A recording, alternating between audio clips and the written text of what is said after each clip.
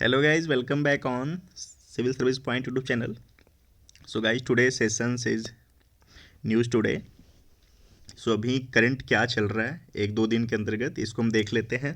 अब बहुत ही छोटा वीडियो, बहुत ही शॉर्ट में है ये। सो प्लीज़ अगर आपको इम्पोर्टेंट लगता है तो इसको प्लीज़ आप देखिए, अदरवाइज आप इसको स्किप कर सकते हैं। राष्ट्रीय स्वास्थ्य प्राधिकरण द्वारा आयुष्मान भारत कार्यक्रम के अंतर्गत स्वास्थ्य पैकेज पर पुनर्विचार किया जाएगा। ठीक है। राष्ट्रीय स्वास्थ्य प्राधिकरण आयुष्मान भारत प्रधानमंत्री जन आरोग्य योजना हेतु एक कार्यान्वयन निकाय के रूप में कार्य करता है। ठीक है, इसको मैं रिपीट करता हूँ गाइस। आयुष्मान भारत प्रधानमंत्री जन आरोग्य योजना, जो प्रधानमंत्री जन आरोग्य योजना है उसके अंतर्गत जो आयुष्मान भारत योजना है सरकार की, वो इसके अंतर्गत काम करता है। ठीक है। राष्ट्रीय स्वास्थ्य प्राधिकरण द्वारा निम्नलिखित हेतु उपाय किए जा रहे हैं। ठीक है, तो खैर ये हमारे ऑब्जेक्टिव व्यू से इम्पोर्टेंट नहीं है, आगे देखते हैं। राष्ट्रीय स्वास्थ्य प्राधिकरण द्वारा लगभग 10 निजी कंपनियों के साथ मिलकर एक स्वास्थ्य बीमा योजना तैयार की जा रही है। इस योजना के अंतर्गत लोग रियायती दर पर प्रीमियम का भुगतान कर सकेंगे और रियायती दरों पर ही स्वास्थ्य पैकेज का लाभ भी प्राप्त कर सकेंगे। ठीक है। स्वास्थ्य लाभ पैकेज क्या है?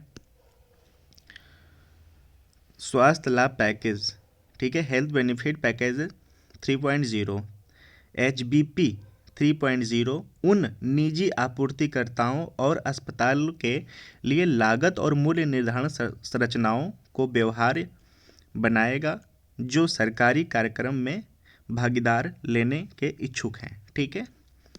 उनका जैसे है कि जो भी आयुष्मान भारत के अंतर्गत अपने लाइसेंस को बनवाते हैं या उसके अंतर्गत आते हैं, तो उसकी कैसे गवर्नमेंट उनको, जैसे होता है ना कि आप पेशेंट को लेके गए हॉस्पिटल में, तो आपने तो इंश्योरेंस कराया हुआ है तो आप उसका पेपर दोगे, तो वो सरकार से किस तरह से डील करेंगे अपना, वो तो उनका अपना मामला है। तो खैर उस पर हमारा ऑब्जेक्टिव भी बिल्कुल नहीं है। बस इतना जान लीजिए कि स्वास्थ्य लाभ पैकेज 3.0 क्या है? उन निजी आपूर्तिकर्ताओं और अस्पतालों के लिए लागत और मूल्य निर्धारण संरचनाओं को व्यवहार बनाएगा जो सरकारी कार्यक्रम में भागीदार लेने के इच्छुक हैं। ठीक है। ये सरकारी जो योजनाएं हैं और जो प्राइवेट हॉस्पिटल्स होंगे, जो प्राइवेट एनजीओ हैं, उनके और सरकार के बीच की जो डील होगी उसका है ये इनिशिएटिव। ठीक है, मजबूती लाने के लिए। ठीक है। आयुष्मान भारत प्रधानमंत्री जन आरोग्य योजना सार्वजनिक और सूचीबद्ध निजी अस्पतालों में द्वितीयक एवं तृतीयक स्तरीय देखभाल हेतु अस्पताल में भर्ती होने के लिए प्रति परिवार प्रति वर्ष 5 लाख रुपए का बीमा कवर प्रदान करती है। यहाँ पे एक डाउट होता है कि पर पर्सन होता है गाइज, यहाँ पे ना पर फैमिली है। ठीक है, पर फैमिली है। और दूसरा कि लोग कहते हैं बीपीएल परिवार, ऐसा कुछ भी नहीं है। इकोनॉमी के रूप में अगर आप अपने आप में पर्याप्तता नहीं हैं तो इसके अंतर्गत आप आ सकते हैं। ठीक है, मतलब जो वीकर सेक्शंस हैं उनका रजिस्ट्रेशन इसके अंतर्गत कराया जाता है, उनकी बीमा कार्ड बनता है। ठीक है।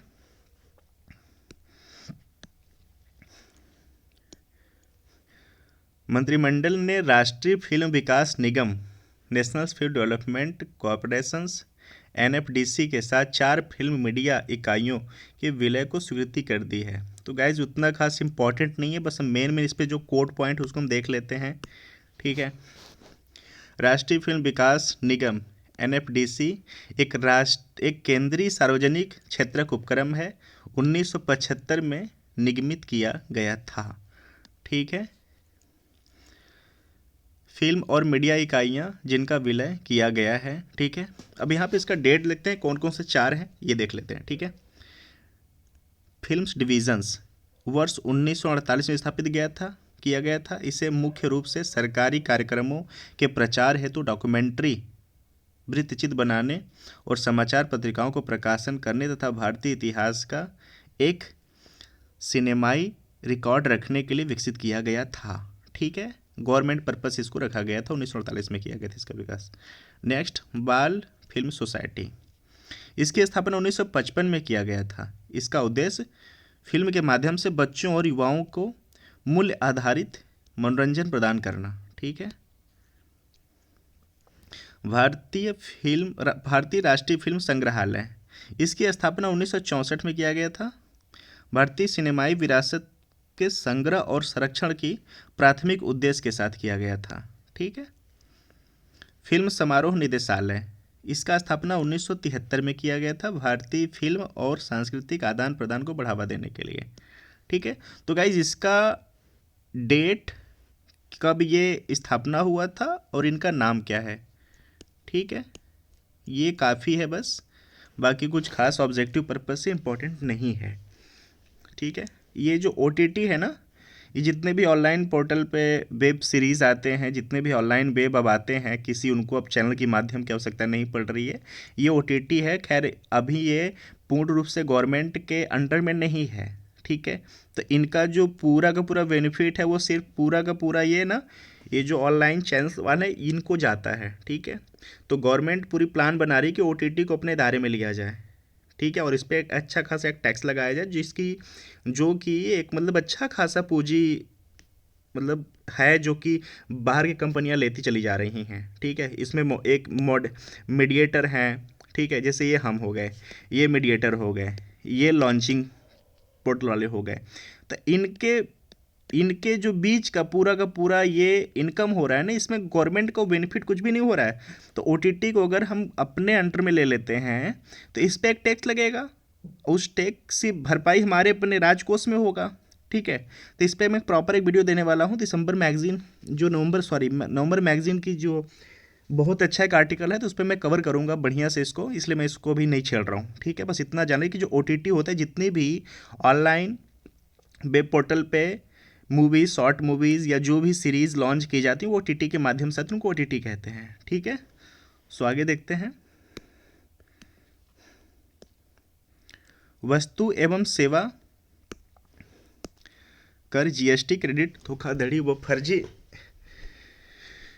इनवाइसेस जैसे मामलों की रोकथाम के लिए सरकार के नए नियम अधिसूचित किए हैं। वस्तु एवं सेवा कर जो GST प्रणाली, जाली फर्मों, फर्जी इनवाइसेस और इनपुट टैक्स क्रेडिट, ITC काफ़ी चर्चा में था गाइस पिछली बार। इसके माध्यम से लोग अपना फर्जीवाड़ा बहुत ज़्यादा कर रहे थे, फिर इसको गवर्नमेंट इस पर बहुत अच्छा खासा हाथगंडा कसी। तो इस पर देख लेंगे कि धोखाधड़ीपूर्ण दावों से विभिन्न मुद्दों का सामना कर रही है। धोखाधड़ी करने वाले फर्जी GST इनवाइसेस का उपयोग करके अवैध रूप से इनपुट टैक्स क्रेडिट का लाभ उठाने में सफल हो रहे हैं तथा सरकारी कोष को क्षति पहुंच रहे हैं। ITC से अभिप्राय आउटपुट अंतिम उत्पाद पर कर का भुगतान करते समय कंपनी द्वारा इनपुट पर पहले से चुकाए जा चुके कर को कम करने की सुविधा से है। ठीक है। फर्जी इनवाइसेस का उपयोग मुख्यतः आयकर अपवंचन, कंपनियों से धन का अन्यत्र उपयोग और बैंकों से ऋण प्राप्त करने के लिए बड़ी खातों में हेरफेर आदि जैसी धोखाधड़ी वाली गतिविधियों से किया जाता है। ओके।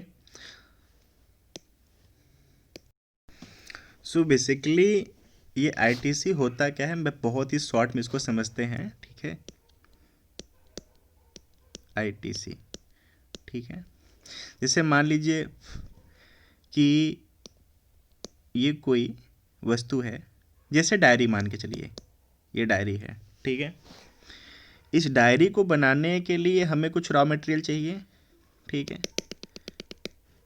ठीक है ना। अब मैंने जो रॉ मटेरियल खरीदा, ठीक है, मान लीजिए कि हमने 10,000 का मैंने रॉ मटेरियल खरीदा। ठीक है। अब जब 10,000 का मैंने रॉ मटेरियल खरीदा तो इस पे मुझे GST पे करना पड़ेगा 10,000 रुपये पे। ठीक है। जो कि आज का GST का रूल चल रहा है। तो मैंने इस 10,000 पे मान के चलिए कि मैंने 4,000 रुपये GST डाल दिया। ठीक है। ये हमारा हो गया इनपुट टैक्स क्रेडिट, ठीक है, 4,000। Clear guys? अब क्या होगा, ये जो डायरी बनेगी, तो डायरी जो हमारी बनी, तो 10,000 का मेरा पूरा रॉ मटेरियल था। अब डायरी बनी तो इससे मैंने कमाया 35,000 रुपया, ठीक है ना? ठीक है। अब 35,000 रुपये पे जो भी मुझसे खरीदेगा वो जीएसटी देगा, ठीक है। अब 35,000 जो मेरे पास पैसा आया, मुझे इसका जीएसटी देना पड़ेगा। तो 35,000 मान के लिए कि 10,000 हमारा जीएसटी मुझे टैक्स देना है। अब मैं यहाँ पे क्या फाइल करूँगा कि सर जी हम तो पहले से 4,000 रुपया दे चुके हैं जीएसटी, तो ये इसमें से माइनस किया जाए, तो ये हमारा हो गया इनपुट क्रेडिट टैक्स, ठीक है। अब इसमें धोखाधड़ी कैसे होता है, ठीक है। अब इसी में जो मॉडरेट होते हैं वो अपना काम करते हैं और ज़्यादा से ज़्यादा हिडन करना चाहते हैं चीज़ों को, जिससे कि गवर्नमेंट को जहाँ पे देना चाहिए 10,000 प्रॉपर, वहाँ पर ये 4,000 माइनस करवा दिया। अब क्या देंगे, ये सिर्फ देंगे 6,000 रुपया गवर्नमेंट के खाते में, ठीक है। तो यहाँ पर हो गया 4,000 रुपये का घाटा सरकार को, ठीक है। तो ये बात कह रहे हैं। क्लियर?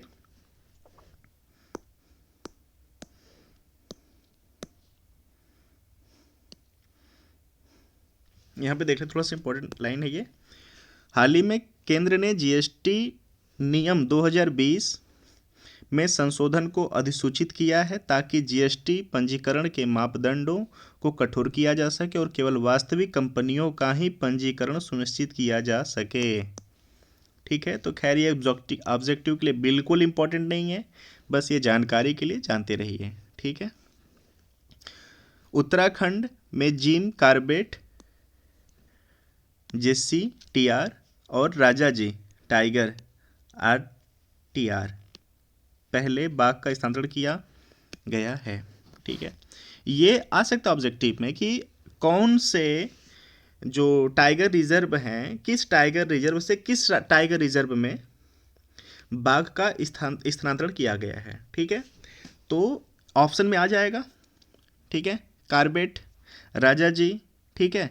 तो उत्तराखंड में जिम कार्बेट टाइगर रिजर्व से राजाजी, ठीक है, टाइगर रिजर्व में पहले बाघ का स्थानांतरण किया गया है। एक्चुअल बाघ में वो फीमेल बाघ है, ठीक है। इस परियोजना के एक हिस्से के रूप में राजाजी टाइगर रिजर्व में बाघों की संख्या को बढ़ाने के लिए एक मादा बाघ को स्थानांतरित किया गया है। राजाजी टाइगर रिजर्व के पश्चिम भाग में बाघों के स्थानांतरण की परियोजना को वर्ष 2016 में राष्ट्रीय बाघ संरक्षण प्राधिकरण द्वारा अनुमोदित किया गया था। राष्ट्रीय बाघ संरक्षण प्राधिकरण बाघ संरक्षण प्रयासों को सुदृढ़ता प्रदान करने के लिए पर्यावरण, वन, जलवायु परिवर्तन मंत्रालय के तहत स्थापित एक सांविधिक निकाय है, ठीक है। जीवित स्वदेशी पादपों या जीवों की एक स्थान से दूसरे स्थान पर प्रबंधित आवाजाही को स्थानांतरण अथवा स्थान परिवर्तन, ठीक है, ट्रांस लोकेशंस के रूप में संदर्भित किया जाता है। यह निम्नलिखित कारणों से किया जाता है। एक प्रजाति की उत्तरजीविता या स्वास्थ्य लाभ, रिकवरी की संभावना को बढ़ाने के लिए,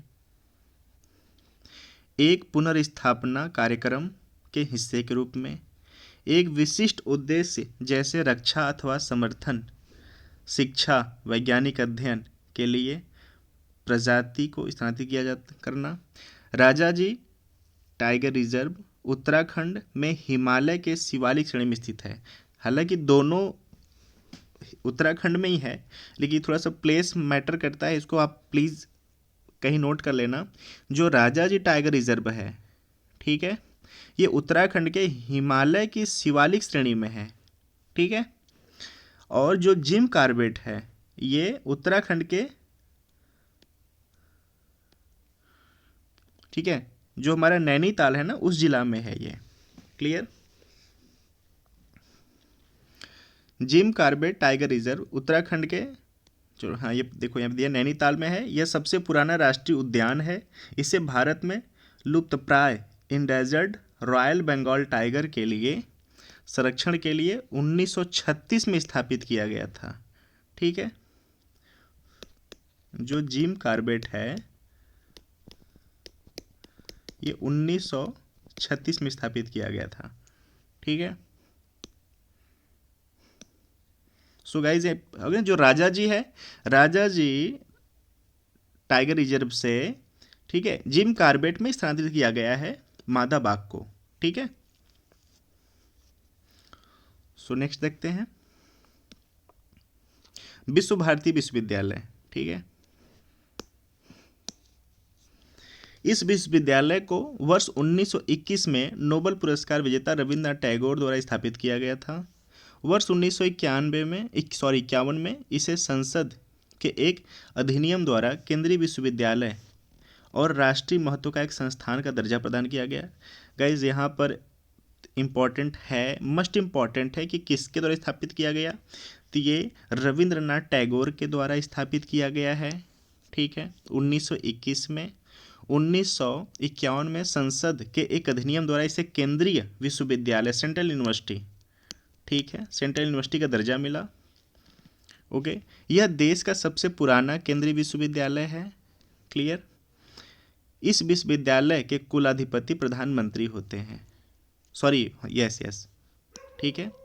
ऐसे तो जो हमारे राष्ट्रपति होते हैं, ठीक है, जो हमारे स्टेट यूनिवर्सिटी होती हैं वहाँ के गवर्नर होते हैं, और जो सेंट्रल यूनिवर्सिटीज़ होती हैं वहाँ का कार्यभार राष्ट्रपति संभालते हैं। ठीक है, लेकिन ये जो यूनिवर्सिटीज़ के प्रधानमंत्री होते हैं, ठीक है, कुलाधिपति। मंत्रिमंडल में डायरेक्ट टू होम DTH सेवाओं में 100% प्रत्यक्ष निवेश FDI। गाइज यहाँ पे थोड़ा सा देख लेते हैं कि एक होता है FDI, एक होता है FPI। गाइज इसको बहुत ही बारीकी समझिए कि जो हमारा FDI होता है, ठीक है, FDI जब किसी कंपनी में, ये फॉरेन इन्वेस्टमेंट होता है, FDI जब किसी कंपनी में पैसा लगाता है ना, तो इसके निर्णय में भी ये भागीदार होता है। क्लियर। लेकिन जो FPI होता है ना, ये सिर्फ बेनिफिट को देखता है। ये किसी कंपनी में जब पैसा लगाता है, ये भी फॉरेन इन्वेस्टमेंट है, तो इसको इसके डिसीजन से कोई मतलब नहीं है, क्या कर रहा है, कैसे कर रहा है। इसको भैया जितना हमने शेयर इसमें लगाया है, खरीदा है इस कंपनी का, उस शेयर के हिसाब से मुझे बेनिफिट चाहिए साल के अंत में, या जितने भी समय के लिए शेयर खरीदा गया है जब इस कंपनी का बेनिफिट होती है। ठीक है, तो FDI डिसीजन में सहभागी होता है, FPI को सिर्फ मुनाफा से मतलब होता है। ठीक है, तो ये होता है FDI और FPI। अब हालांकि इसमें काफ़ी दिक्कतें आई हैं, तो अब FDI और FPI को मिलाकर अब सरकार की FDI बनाने का ही प्लान है कि दोनों को मिला के FDI कर दिया जाए। ठीक है, तो मंत्रिमंडल ने देश में डायरेक्ट टू होम DTH सेवा प्रदान करने के लिए दिशा निर्देशों में संशोधन, इसको देख लेते हैं, ढक गया है ये, संशोधन की स्वीकृति प्रदान कर दी है। इन संशोधन के तहत निम्नलिखित प्रावधान किए गए हैं। ठीक है,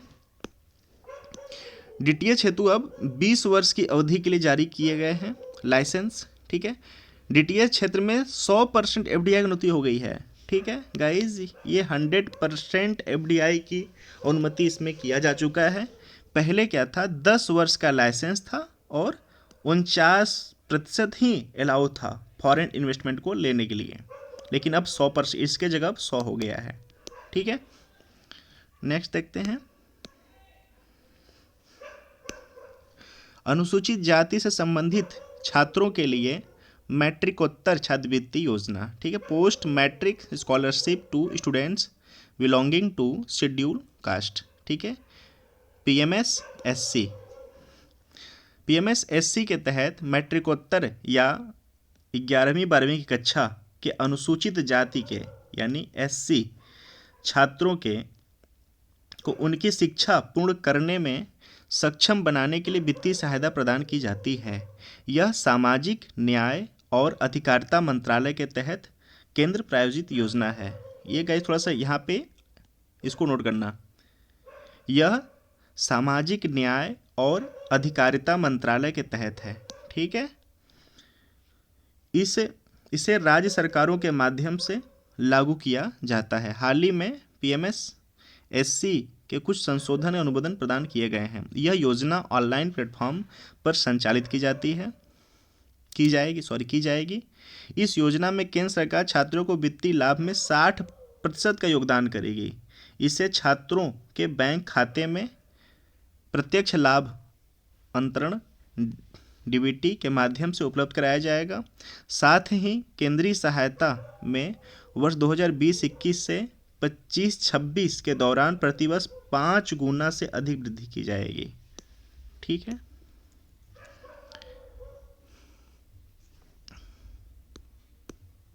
सो नेक्स्ट देखते हैं गाइस, MRSAM। ओके, मिसाइल, सतह से हवा में मार करने वाली मध्यम दूरी की मिसाइल। ठीक है, surface to air. MRSAM missile को सेना के लिए रक्षा अनुसंधान और विकास संगठन DRDO द्वारा इजराइल एरोस्पेस इंडस्ट्रीज IAI के सहयोग से विकसित किया गया है। हाल ही में DRDO द्वारा मिसाइल का सफलतापूर्वक परीक्षण किया गया है। MRSAM के सेना संस्करण में एक command and control post, multi function radar और मोबाइल लॉन्चर प्रणाली शामिल है। ज्ञातव्य है कि मई 2019 में भारतीय नौसेना, DRDO और IAI द्वारा MRSAM के दौरान संस्करण का सफलतापूर्वक परीक्षण किया गया था। ठीक है, पोखरण में फायरफ्लाई वर्ड जुगनू डायवर्टर का उपयोग किया जाएगा। ठीक है, सो देख लेते हैं, बट खास उतना कुछ इंपॉर्टेंट गाइज है नहीं। ठीक है, यह थार क्षेत्र के ऊपर से गुजरने वाली विद्युत लाइनों से ग्रेट इंडियंस बस्टर्ड, ठीक है, पक्षी को बचाने के लिए प्रारंभ की गई एक पहल है। यह वन्यजीव संरक्षण सोसाइटी तथा पर्यावरण, वन एवं जलवायु परिवर्तन मंत्रालय की एक पहल है। यह विद्युत लाइनों पर फायरफ्लाई डायवर्टर स्थापित किए गए हैं। यह रात्रि में विद्युत लाइनों पर दूर से चमकते हुए फायर फ्लायर्स की भांति दिखाई देते हैं। GIB पक्षी यानी जो हमारे ग्रेट इंडियन बस्टर्ड हैं पक्षी, एक क्रिटिकली इंडेंजर्ड, गंभीर रूप से संकटग्रस्त, ठीक है, प्रजाति हैं। ज्ञातव्य है कि वर्तमान में इनकी संख्या 150 से भी कम है। वर्तमान में थार क्षेत्र में विद्युत लाइनें, विशेषकर ऊपर से गुजरने वाली अनेक तारों के साथ उच्च वोल्टेज ट्रांसमिशन लाइनों के लिए ग्रेट इंडियन बस्टर्ड के लिए सबसे बड़ा खतरा है। ठीक है, तो ये ऑब्जेक्टिव व्यू से कुछ इम्पोर्टेंट नहीं है। हाँ, ये इम्पॉर्टेंट है कि ये हमारा जो ग्रेट इंडियन बस्टर्ड हैं, ठीक है, ये क्रिटिकली इंडेंजर्ड श्रेणी में हैं। ठीक है, तो इसको बस देख लेंगे।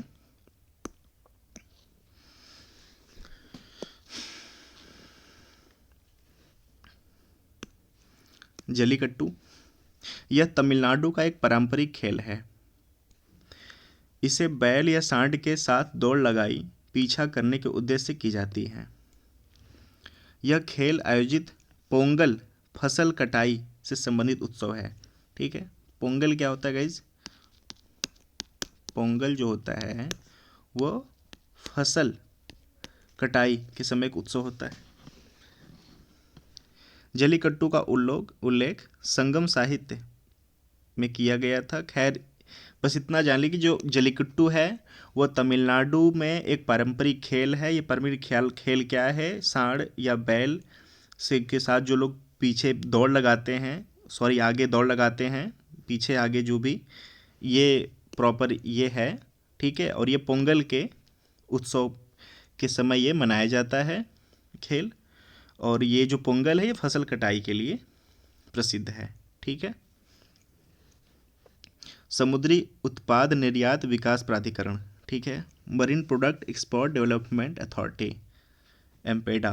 ठीक है, एम्पेडा ने आंध्र प्रदेश के विजयवाड़ा में जलीय कृषि करने वाले किसानों, ठीक है, एक्वा फार्मिंग के लिए एक बहुभाषी कॉल सेंटर का शुभारंभ किया है। एम्पेडा की स्थापना 1972 में की गई थी। यह भारत में समुद्री उत्पादों के निर्यात को बढ़ावा देने के लिए वाणिज्य और उद्योग मंत्रालय के तहत स्थापित एक सांविधिक निकाय है। एम्पेडा के मुख्य क्षेत्र बाजार प्रोत्साहन, मत्स्य संग्रहण, मत्स्य पालन, प्रसंस्करण, अवसंरचना और मूल्य संवर्धन एवं अनुसंधान विकास है। ठीक है, सो गाइज अभी हमने जो करंटली 1 से 2 दिन के बीच में जो भी करंट इश्यूज थे उसके बारे में हमने देख लिया। So thanks for watching. अगर आपको वीडियो अच्छा लगता है गाइज इसको प्लीज़ सब्सक्राइब कर लीजिए अपडेट पाते रहने के लिए। देन अगर आपको इम्पोर्टेंट तो आप इसको स्किप कर सकते हैं। Thank you so much for watching.